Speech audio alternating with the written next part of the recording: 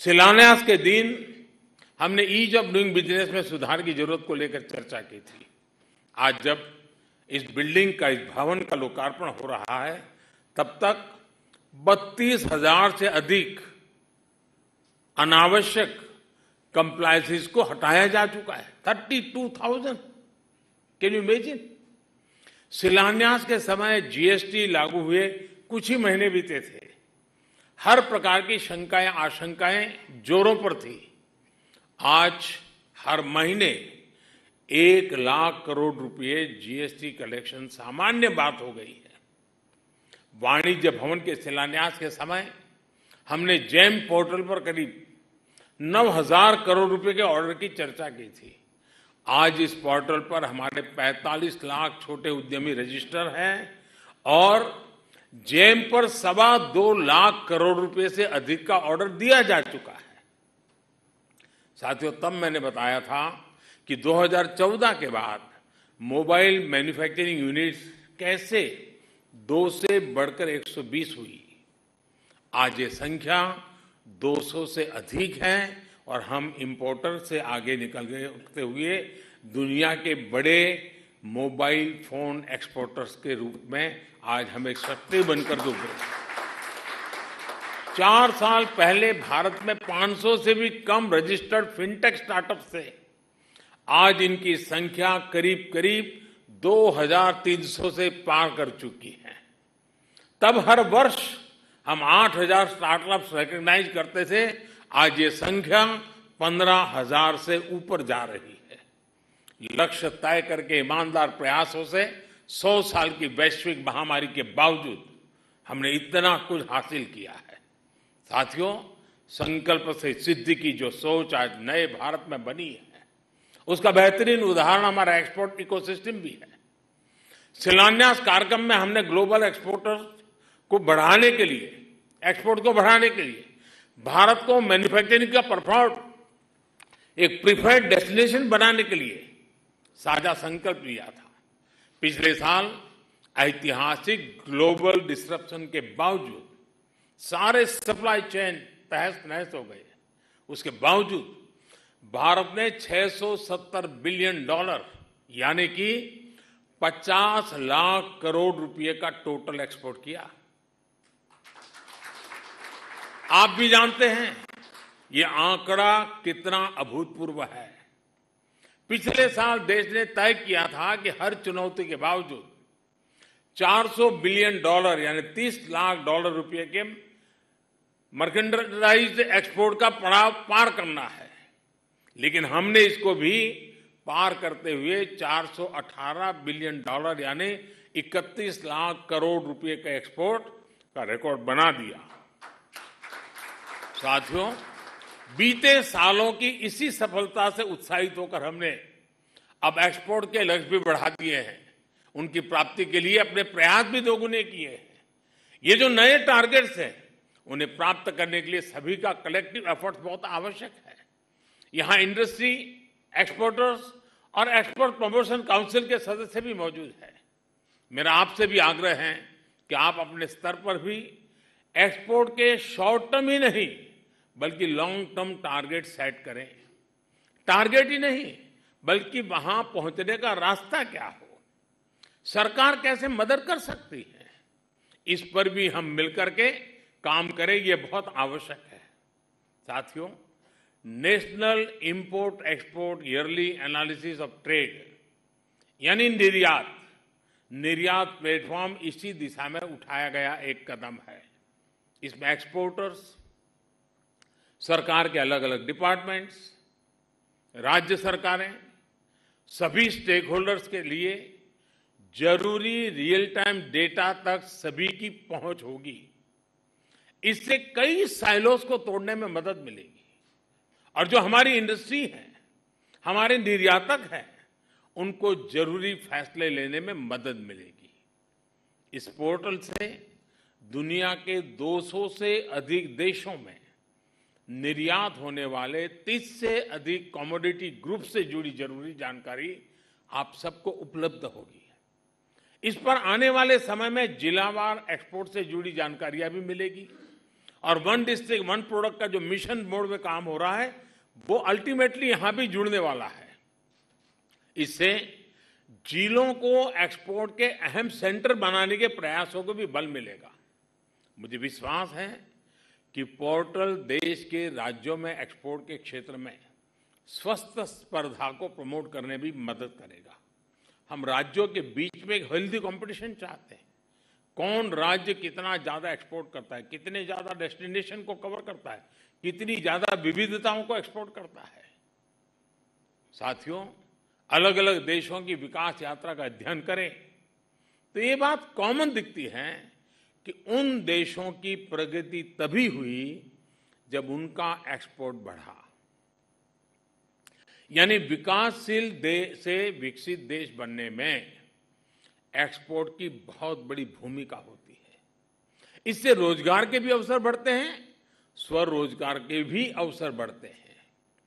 पिछले 8 वर्षों में भारत भी अपना एक्सपोर्ट लगातार बढ़ा रहा है, एक्सपोर्ट से जुड़े लक्ष्यों को प्राप्त कर रहा है। एक्सपोर्ट बढ़ाने के लिए बेहतर पॉलिसीज हो, प्रोसेस को आसान करना हो, प्रोडक्ट्स को नए बाजार में ले जाना हो, इन सब ने इसमें बहुत मदद की है।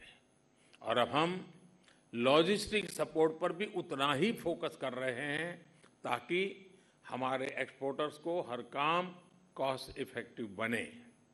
आप भी जानते हैं कि पीएलआई स्कीम कैसे मैन्युफैक्चरिंग बढ़ाने में मदद कर रही है। हमारे एक्सपोर्ट साथियों के फीडबैक के आधार पर जो नीतिगत बदलाव हुए हैं उनसे भी बहुत सहायता हुई है। आज सरकार का हर मंत्रालय, हर विभाग whole of the government approach के साथ एक्सपोर्ट बढ़ाने की प्राथमिकता दे रहा है। एमएसएमई मंत्रालय हो या फिर विदेश मंत्रालय, कृषि हो या कॉमर्स, सभी एक साझा लक्ष्य के लिए साझा प्रयास कर रहे हैं। हम देख रहे हैं कि हमारे एक्सपोर्ट में बहुत बड़ी संख्या इंजीनियरिंग गुड्स की होती है। इसका एक्सपोर्ट बढ़ाने में विशेषकर एमएसएमई सेक्टर की अहम भूमिका रही है। हम ये भी देख रहे हैं कि कैसे देश के नए नए क्षेत्रों से एक्सपोर्ट बढ़ रहा है। कितने ही एस्पिरेशनल डिस्ट्रिक्ट से भी अब निर्यात कई गुना बढ़ गया है। कॉटन और हैंडलूम प्रोडक्ट का एक्सपोर्ट 55% तक बढ़ना ये दिखाता है कि ग्रास रूट लेवल पर किस तरह काम हो रहा है। सरकार वोकल फॉर लोकल अभियान, वन डिस्ट्रिक्ट वन प्रोडक्ट योजना के जरिए जो स्थानीय उत्पादों पर बल दे रही है, उसने भी एक्सपोर्ट बढ़ाने में मदद की है। अब दुनिया के नए नए देशों में, नए नए डेस्टिनेशन में हमारे अनेक प्रोडक्ट्स पहली बार निर्यात किए जा रहे हैं। अब हमारा लोकल सही अर्थ में ग्लोबल बनने की दिशा में तेज गति से आगे बढ़ रहा है। अब देखिए, सीताभोग मिठाई और नारकेल नारू यानी नारियल और गुड़ से बने लड्डू का पहला कंसाइनमेंट बहरीन एक्सपोर्ट किया गया है। नागालैंड की फ्रेश किंग चिली लंदन के बाजार में जा रही है, तो असम के फ्रेश बर्मीज ग्रेप्स दुबई के लिए एक्सपोर्ट किए गए हैं। छत्तीसगढ़ के हमारे आदिवासी भाई बहनों की वन उपज, महुआ फूलों के उत्पाद फ्रांस, तो कारगिल की खुमानी दुबई एक्सपोर्ट हुई है। अरबुआ, बेलाइस, बरमुडा, ग्रेनाडा और स्विट्जरलैंड जैसे नए बाजारों में हैंडलूम से जुड़े उत्पाद भेजे गए हैं। अपने किसानों, अपने बुनकरों, अपने पारंपरिक उत्पादों को एक्सपोर्ट इकोसिस्टम से जोड़ने के लिए हम मदद भी दे रहे हैं और जीआई टैगिंग पर भी बल दे रहे हैं। पिछले साल हमने यूएई और ऑस्ट्रेलिया के साथ ट्रेड डील्स को फाइनलाइज किया है। बाकी देशों के साथ भी बहुत प्रगति हुई है। विदेशों में जो हमारे डिप्लोमेटिक संस्थान है, उनकी भी मैं विशेष प्रशंसा करना चाहूंगा। बहुत ही चुनौतीपूर्ण माहौल को जिस प्रकार वो भारत के लिए अवसरों में बदलने का काम कर रहे हैं, हमारे सारे मिशंस इसके लिए अभिनंदन के अधिकारी हैं। उनके कार्य की सराहना जितनी करें उतनी कम है। साथियों, व्यापार के लिए, कारोबार के लिए नए बाजारों की पहचान करना और वहां की जरूरतों की पहचान कर उत्पादों का निर्माण करना, ये देश की प्रगति के लिए बहुत जरूरी है। अतीत में हमारे व्यापारियों ने दिखाया है कि म्यूचुअल पार्टनरशिप और ट्रस्ट आधारित व्यापार कैसे फल फूल सकता है। वैल्यू और सप्लाई चेन की इस सीख को हमें आजादी के अमृत काल में सशक्त करना है। ऐसी ही वैल्यूज के आधार पर हमने यूएई और ऑस्ट्रेलिया के साथ ट्रेड डील्स को पूरा किया है। अनेक देशों और क्षेत्रों के साथ भी तेजी से हम ऐसी डील्स की तरफ आगे बढ़ रहे हैं। साथियों, बीते 8 वर्ष में देश की उपलब्धियां हर भारतीय को गर्व से भर देती है। इसी भावना से काम करते हुए आजादी के इस अमृतकाल में आने वाले 25 साल के लिए हमने जो संकल्प लिए हैं, हमें उनके लिए काम करना है। आज नया भवन भी बन गया, नया पोर्टल भी लॉन्च हो गया, लेकिन यहां हमारी जिम्मेदारी खत्म नहीं हुई है। एक प्रकार से नए संकल्पों के साथ, नई ऊर्जा के साथ, नए अचीवमेंट के लिए तेज गति से चलने का काम आरंभ हो रहा है। मैं हर डिपार्टमेंट से भी आग्रह करूंगा कि अभी तक जो पोर्टल और जो प्लेटफॉर्म्स हमने बनाए हैं, उनकी परफॉर्मेंस का समय समय पर आकलन होना चाहिए।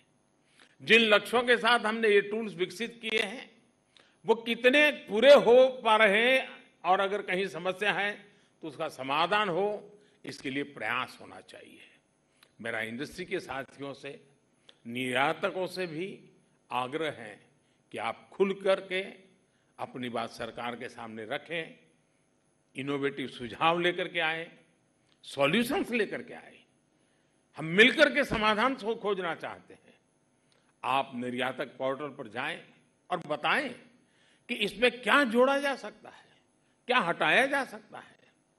जिला स्तर पर निर्यात को बढ़ाने के लिए क्या प्रावधान किए जा सकते हैं। हमें डिस्ट्रिक्ट लेवल पर हेल्दी कंपटीशन एक्सपोर्ट की दुनिया में लानी है।